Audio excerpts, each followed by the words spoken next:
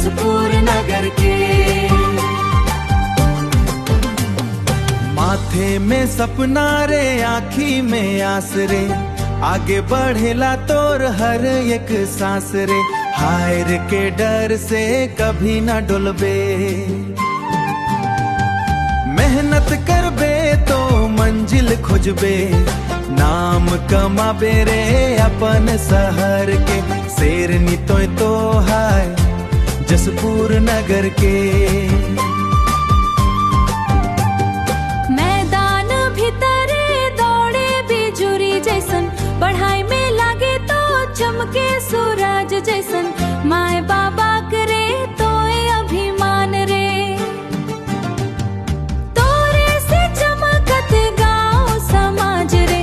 दिया बनबे रे अंधियार घर के, शेरनी तो हाय जसपुर नगर के।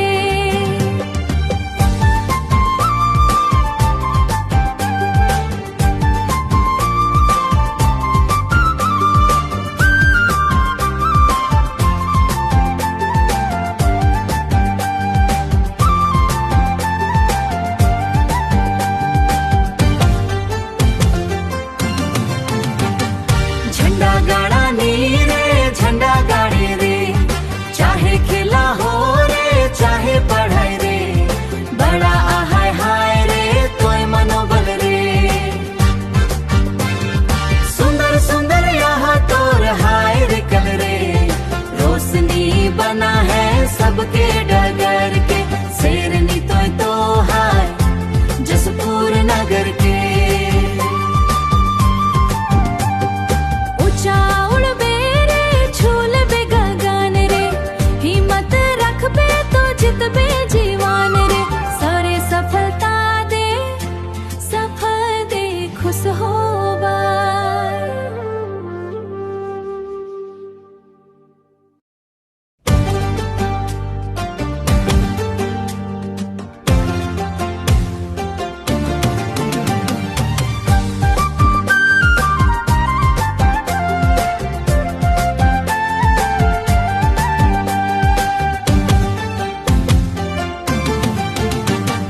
झंडा गाड़ा नी रे, झंडा गाड़ी रे, चाहे खेला हो रे चाहे पढ़ाई रे। बड़ा आहाय हाय रे तोय मनोबल रे, सुंदर सुंदर यहाँ तोर हाय रे कल रे। रोशनी बना है सबके डगर के, शेरनी तो हाय जसपुर नगर के। माथे में सपना रे, आँखी में आस रे, आगे बढ़ेला तोर हर एक सांस रे।